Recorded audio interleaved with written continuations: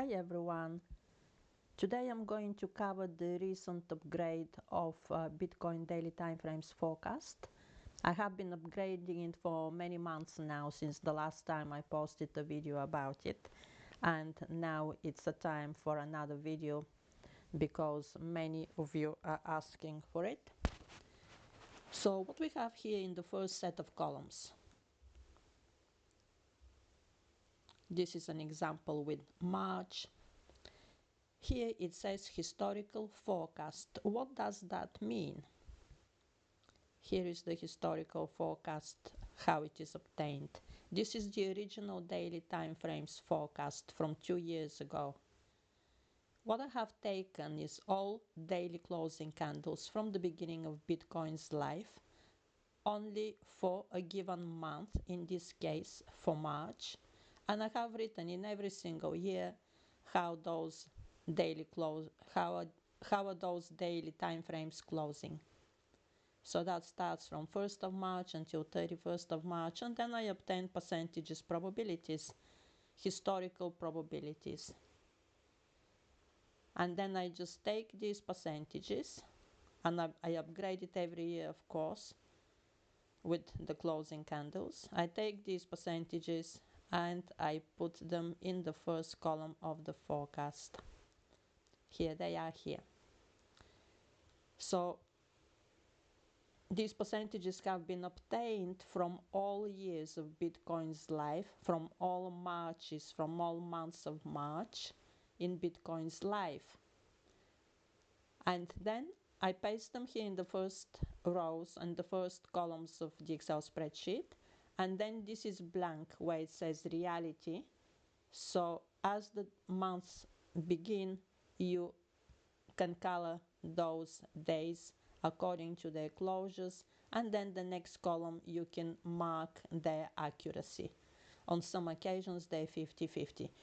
How you analyze this is the sky is the limit. You can analyze it in whatever level of skill you have, you can analyze it with.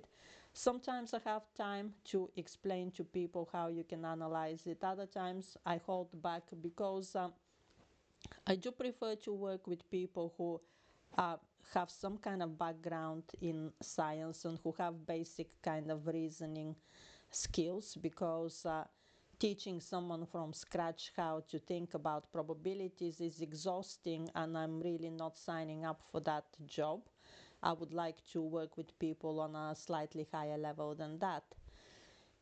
However, even if people have experience working with numbers and they're well educated, still sometimes people simply don't know how to what to make out of those percentages. So just a gentle, some of the gentle reminders that I can give you is that if something has such a high probability of closing on a given color, right? So this is 78%. That means that 5th of March has been closing on a green across all years to get that high probability. So it wasn't just on the bull years that it was closing on a green. It must have been closing on a green in bear years as well to get that high probability. And still, sometimes, look, 1st of March is one of the highest probabilities in the whole history of Bitcoin. 85%, that is pretty high.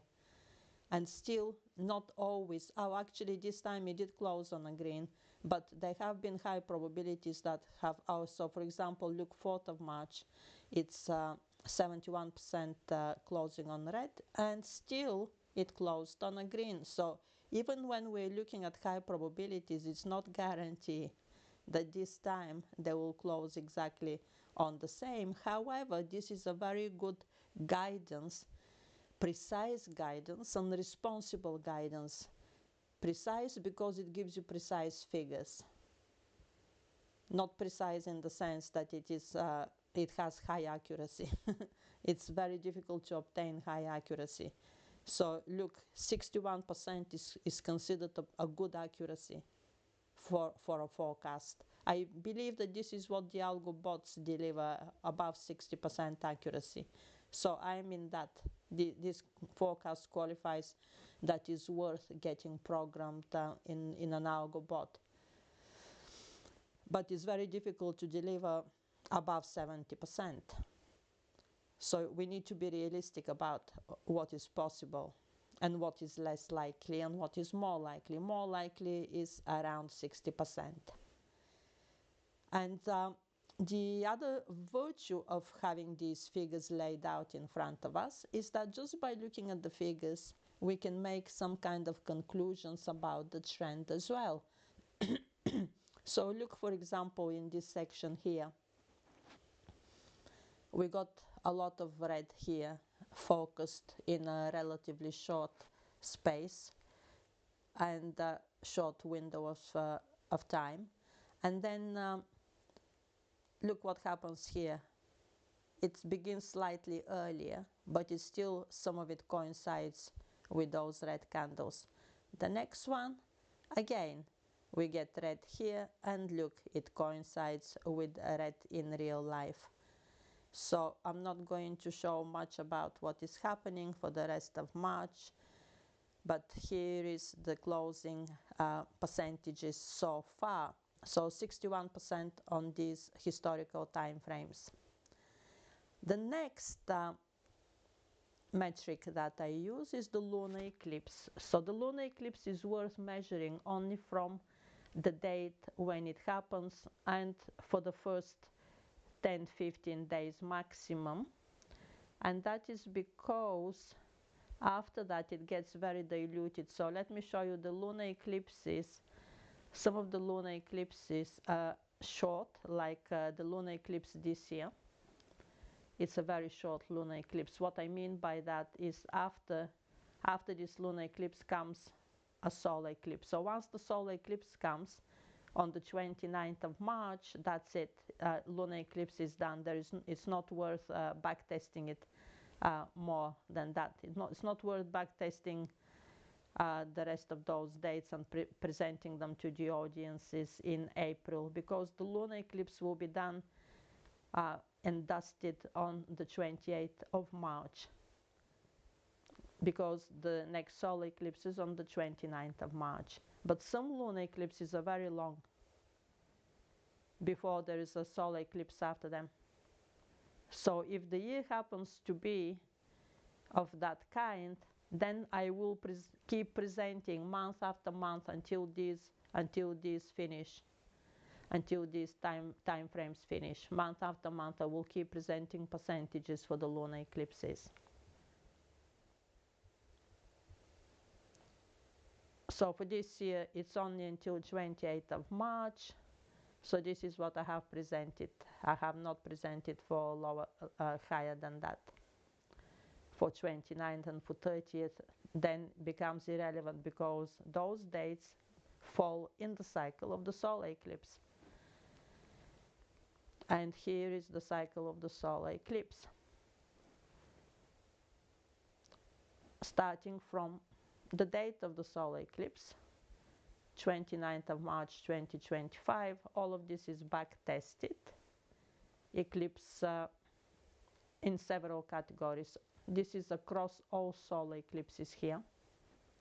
And that is what you get in the next set of columns here in your daily timeframes forecast. Solar eclipses back testing forecast. Okay, this is across all solar eclipses, and I can write it here actually all, so people know exactly what this metric is.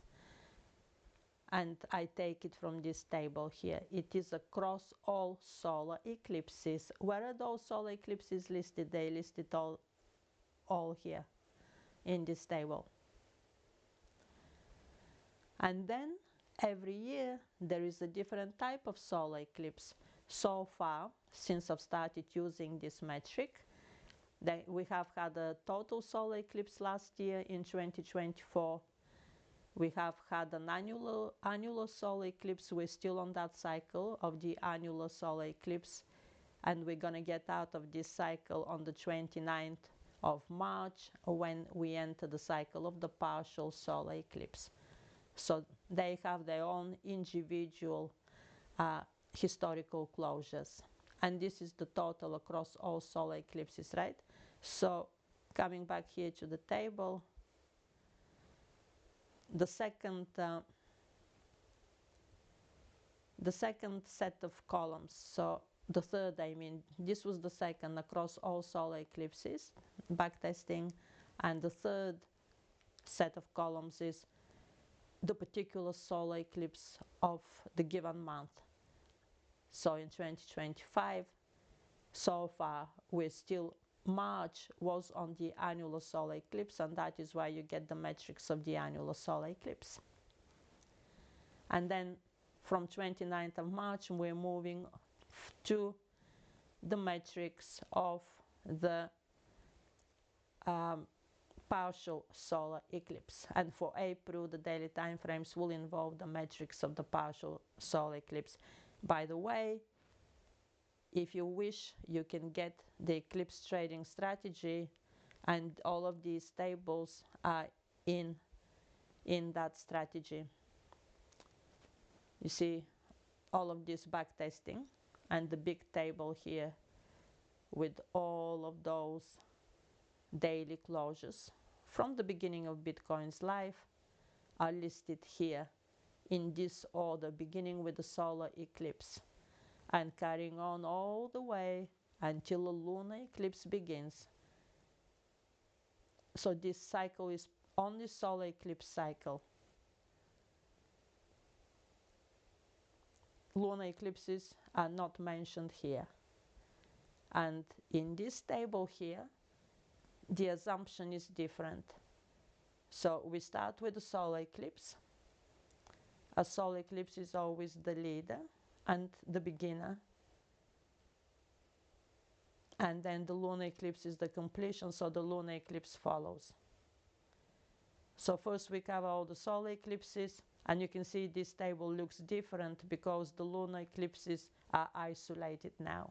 So that is why some of these columns here become very thin, because the lunar eclipses are isolated from there and they're placed in a separate table. And then the lunar eclipse follows. So on the chart, very often you will see a lunar eclipse first and then solar eclipse. No, that simply means, that doesn't mean that the set for the year begins with a lunar eclipse. A lot of colleagues are understanding it in that way, and they're drawing all kind of conclusions, all kind of wrong conclusions about the performance. For example, I heard somebody, I saw, to be more precise, I saw someone saying, oh, this year we're beginning with the lunar eclipse, and that is why it's going to be a bad year because it begins. No, that is not true. It simply means that the solar eclipse from October that started on the 2nd of October is just a very long solar eclipse. That's all. Here it is here, the solar eclipse that started on 2nd of October. It started on 2nd of October. And it is a very, very long solar eclipse. And here is the lunar eclipse here from 14th of March. Whereas other solar eclipses are followed by a lunar eclipse very shortly after that. Like this, for example, here. This ends because it's followed by a lunar eclipse, and the lunar eclipse is placed lower. Okay, and how do I know that we're still in a solar eclipse cycle? Maybe I'm just theorizing, right? Who is to say, oh no, it's not like this, it's like that? Well, this is my evidence. If we were not in a solar eclipse cycle, then the solar eclipse cycle will be inaccurate, right? It it will be predicting 50-50. It wouldn't have above 60% accuracy. But it does. Look at this. This is the backtesting for the annular solar eclipse, which is a very long. This is the long solar eclipse that I just showed you that begins from 2nd of October. So since the 2nd of October, every single month I have been presenting the backtesting results of the annular solar eclipse. And look at the accuracy, it's 65%. That means simply that we're still under the annular solar eclipse. If we were not in the annular solar eclipse, all of this would not be accurate. It would be around 50-50. Now, that is the annular solar eclipse, the second set, the third set of metrics, right? But here, across all solar eclipses, the accuracy is lower. The accuracy is 57% at this moment in time. The conclusion is that we're still under the annular solar eclipse. And the virtue of doing this back testing is if it happens to be accurate, yes, that's really great. But even if it's not accurate, at least it tells us in what cycle we are. So for example, the next metric that I use is the Mercury retrograde back testing. So here is the Mercury retrograde back testing. These are the historical closures across all Mercury retrograde cycles. Doesn't matter in which sign of the zodiac that has happened, across all of them. Whenever Mercury has been retrograde, I have put them together in a table, very similar table to the solar eclipses table that I just showed you. It just begins with the first day of the Mercury retrograde. And then I have obtained historical probabilities of the daily closures. So that's your first set of columns for Mercury retrograde. Actually, I like beginning 3 days before the Mercury retrograde. I like backtesting them as well. And then the second set of columns shows us the historical closures across Mercury retrograde in Aries only. And look what happens. It's not accurate. This is the only metric that is not running well at the moment. So 1, 2, 3, 4 accurate, 1, 2, 3, 4, 5 inaccurate. So what does that tell us is that when definitely this cycle is very weak at this moment in time. There are other cycles, bigger cycles that are dominating the price action, and they're not giving this cycle a chance to show up as what it is.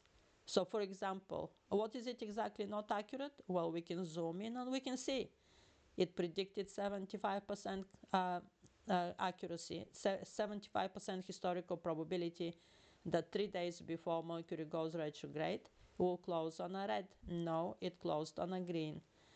Then it predicted that the day of Mercury going retrograde, the 15th of March, will close on a red. Nope, it closed on a green.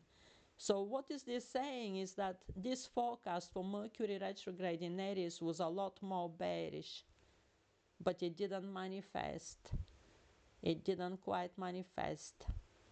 And here the Mercury retrograde across all Mercury retrograde cycles, regardless of the zodiac sign, is performing very well.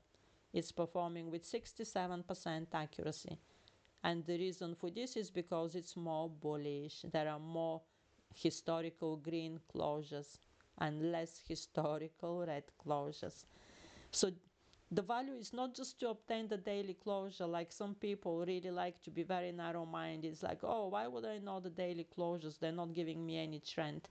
Well, they are giving trend. They're very actually distinct in shaping the trend. They're very precise in shaping the trend as well. So look, it's not a bearish trend, huh? If it's not accurate so far, if it hasn't been accurate until today, until the 23rd of March, why should we assume that it will be accurate? Look, it gets really bearish after that. Why should we assume that it will get accurate after that? Whereas this one is more balanced. This one is forecasting that the next few days it will continue going up again. So that is why these separate metrics exist. If they were on the same page, I wouldn't be separating them. I'm not looking for trouble and I'm not looking to do more work. Believe me, if I could do less work, I would do less work. If I could just write one sentence, it's gonna be this eclipse is a high energy portal and all of that nonsense that a lot of financial astrologers indulge with, I would have done it, but it's just not sufficient. It's really not sufficient to present a picture of what is to come, and it's not sufficient to present a responsible picture of what is to come, because we want to be responsible towards our own money and then towards other people's money as well. So once we provide these probabilities, this gets seriously responsible. We're adults now, right? We're not talking about energy portals anymore. And with Mercury retrograde, all of that FUD. Every time there is a Mercury retrograde, immediately the FUD happens that, oh my God, that is gonna be so bearish. Well, I can see that it's inaccurate assumption. It actually, across the Mercury cycles, it's not bearish at all, the Mercury retrograde. That is a simple fact. You look how many green call closures are forecasted there up until now. They're quite a lot. And it continues, by the way. Look what is happening. It continues forecasting green closures. And people who don't know this, they just keep repeating like a broken record various assumptions that they've never actually made the effort to backtest. But this is not what we do here in Trading Edge. Here we are adults and we do only responsible forecasting. So these are the metrics for this month. 1, 2, 3, 4, and then this is a match. These are 5 and 6. And every month, if I see something else that is different for the month, I will include it. And also if I have time to backtest it, because everything takes a lot of time. But this is the default. The solar eclipse cycle runs throughout the whole year. So these are default parts of the forecast in any month and the historical forecast, whereas the lunar eclipse is only for that particular month when it will happen. And now we have a lovely section here which is counting Gann reversals. And I'm not going to go into depth how I calculate those, although I have described them here, so those of you who are interested, you can figure them out when you read them. And look, here I'm forecasting that this is the bottom zone, right? With these red shades that I have put. And indeed, this was a downtrend in this time. And the bottom ended up being all the way to 11th of March. So my shading didn't go that far. My shading went until the 10th of March. So the bottom happened 2 days later. But still, it was an attempt, and it was a good attempt to forecast. 2 days later, I think it's kind of acceptable. Ideally, we want to 1 day kind of a degree of variation. On this occasion, it was 2 days. In previous occasions, I have been also accurate to the day. It varies. And then further down, I say, well, this could be then a possible top. So again, shading here to draw the attention. And then the possible top, the top that I said it's possible to happen here, happened again a day later in this occasion. So here I shaded this section 16, 17, and 18. I was expecting a possible top. It happened 1 day later. And there is a column everywhere for people to assess the accuracy. You get it in an Excel spreadsheet, and you can be putting these ticks and crosses to be assessing the accuracy for yourself. And I'm counting Gann days from the most recent pivot. In this occasion is the ATH on the 20th of January 2025, and I'm counting those. And whenever I see an important cycle, I highlight it. And then I make a column here of to show that the forecast is closed by this ending column. And then this is my system here, continues. I use a lot more metrics to make my assessments for myself, and I share it with people who like to use my daily timeframes forecast. I share my system, but I do not explain it. So if people want to use these metrics, they're welcome to use them, but I do not teach. Nobody can pay me enough for teaching things that I have been doing for 20, 30 years. I have been an astrologer for over 30 years, by the way. Financial astrologer since 2018. So those of you who are already working in this field, you will know what this means here. Moon 28. That means that moon is on the highest declination of 28. Etc. etc. You will know here again Mercury. This is no longer here percentages, probabilities, by the way. These are real cycles that are happening right now. So I need to know all cycles that are running right now. I just need to make one glance. I need to get a picture of all the cycles running together. I don't really like to be referring to the literature, keep rechecking. So I put everything in the month for my eyes. And then where there is something outstanding, I highlight it in bold colors again to draw my attention. So what we know here, for example, is that on 17th of March, Mercury changed declination from a northerly declination to a southerly declination. Hint, hint. That means that we expect a bear reversal. But it hasn't been happening. Guess why? Well, because the sun entered the northerly declination on the equinox. From 20th of March, the sun becomes it reaches the 0 degree declination first, and from there on it goes up on a northerly declination. So that is why at the moment the price action is a bit flat and it's not going down.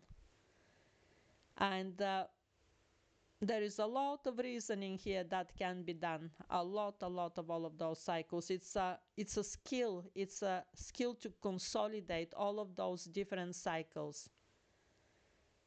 Because you can see that they say each cycle by itself is saying a different picture, is saying a different story. If we just use Mercury cycle, then we should be heading down from the 17th. But because the sun picked it up and the moon is picking it up from the 23rd, the moon is now heading on a northerly declination.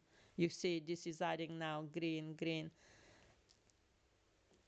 So I'm using here the moon cycles as well. And I'm using the moon in zodiac signs. I'm using quite a lot more metrics. So what I do for myself, first of all, I need to build a picture from this. So once I have built the picture, I present it to the world. People who get these forecasts, they get a picture, consolidated picture, which is a very difficult skill. But at least I make an attempt to use real data. I use real data, and then I build the picture from the real data up.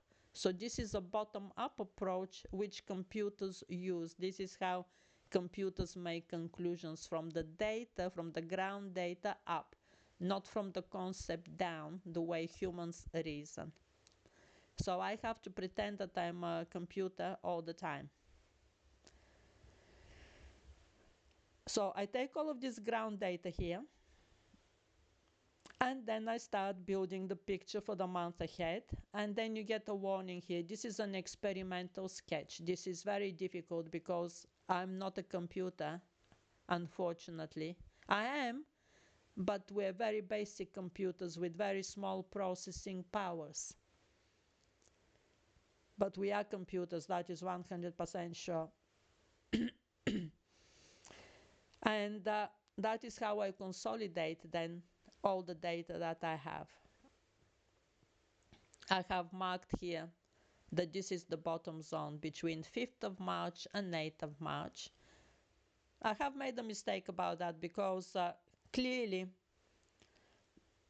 this backtesting here is telling me, where was it? Yeah. Clearly the gun dates are saying that all the way until the 9th of March we're in a bottom zone. So I allowed my human bias to influence me in that sketch, because I did expect that around the first quarter moon we will bottom. So that is why my green line begins from there. And then I thought, let me just play it safe.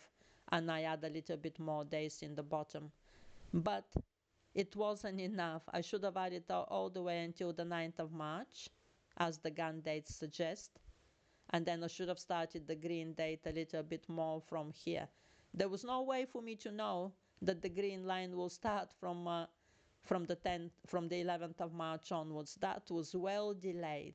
That 11th of March was well delayed. But still, in terms of correct reasoning from the bottom up, I had the dates here for the 9th of March, that the 9th of March is expected to be a red date, so I should have entered it here. It's very difficult. Playing a bot, acting like a bot is very, very difficult. So yes, for that reason, I didn't manage to get this right, but in February I got it right. February I got the date exactly right. I guess that particular day I have managed to put my human bias to more to the side. And then in terms of a top, I forecasted here that 13, 14 and 15 of March are expected to be high dates. And then there is a little bit of Chandrashtama here for Bitcoin, meaning a bit of dumping. And then it's moving up again. So I imagined it to have some kind of an M shape. And again, I don't really explain all of this reasoning here.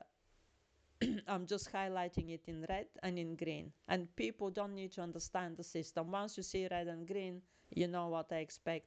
So let's check now. The 13, 14, and 15 of March, I'm forecasting that they'll make some kind of a top. 13, 14, and 15th of March.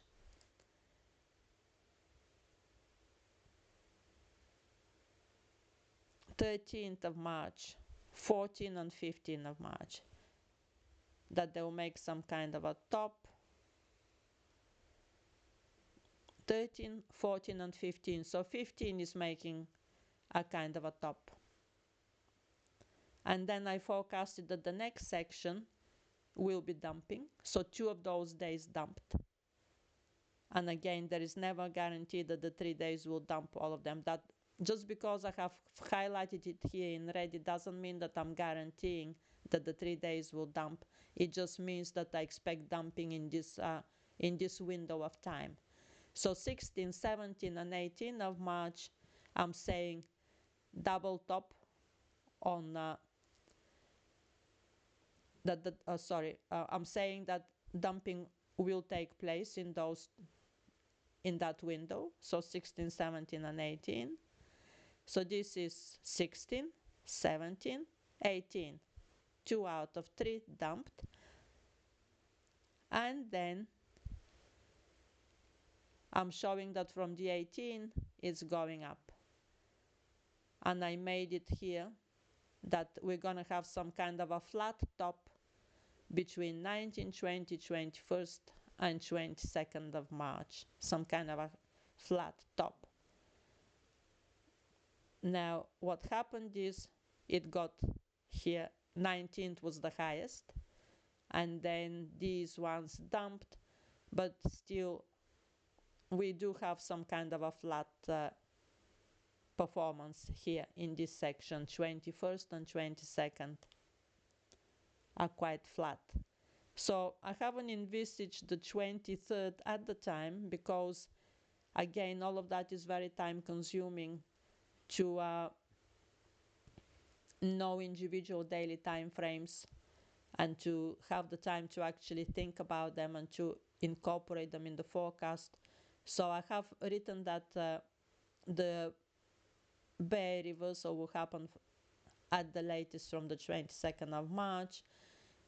It looks like it's going to happen from today, from the 23rd of March, going looking at this.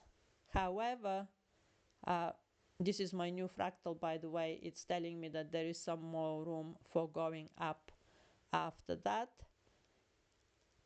So when people buy this forecast, what I say is that I can only present you at the moment the data that I have managed to consolidate, and the data that I have from backtesting. So this new fractal is added after that, and I have informed everyone that I have added it. So I do allow myself, I do allow the caveat that whatever I present in the beginning of the month may be subject to change, because every single day I do more and more backtesting. Every single day I do more and more thinking about what is going on, and I do more research as well.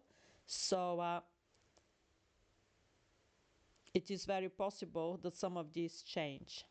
For the moment, what I have here is that 24th, 25th, and 26th of March are expecting to be red days, and then 27th of March is the last date by which I expect bottom, and then from the 27th it goes up. Okay, whether I really think this will happen right now, that is a separate matter, because this video is about how to work with the forecast.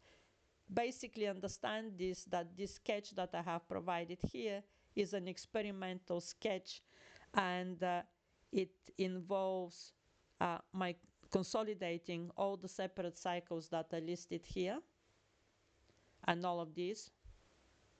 So all of the ground data is getting consolidated here. So it's very, very difficult to actually nail the exact price action. But it's nice to have that endeavor. It's very good to practice that skill, to keep endeavoring to do that, because sooner or later that skill will be polished and will be consistently accurate. And whenever I do more backtesting after I publish the forecast, I present it on X and I alert everyone that there is new information in town. So everybody is very well supported. I don't just send it to people and then, well, deal with it, accurate or not. You know, I've given it to you, that's it. No, I research up until the last minute. So for today, I'm just finalizing the back testing for Venus and Mercury, making the Cazimi with the Sun today and tomorrow. Today, 23rd, is the Venus Cazimi. Tomorrow is the Mercury Cazimi. So I'm going to publish these results. It's not easy. Backtesting all of those cycles, it takes a lot of time. So the forecasts are getting better and better, because now it's been a year number 2 of running them, and a lot of cycles are already backtested. So that gives me more and more time to backtest more and more cycles. So this is it, everyone. I'm very proud of this piece of work. If anyone thinks that it's easy to get 100% or over 80% historical accuracy, any over 80% accuracy, I really can say we just go to those forecasters who are giving you that accuracy, because this is the accuracy that is possible using historical backtesting and then using consolidations between different confluences, and then building up the picture from the individual cycles. So far, I think the performance is quite good, quite realistic, and is very responsible. There is no guessing, and there is no assumptions. The only thing is the human bias that needs to be overcome. I do try very hard to overcome it and to pretend that I'm a bot, but sometimes it does leak into the work. So this is a lifelong challenge. Bye for now.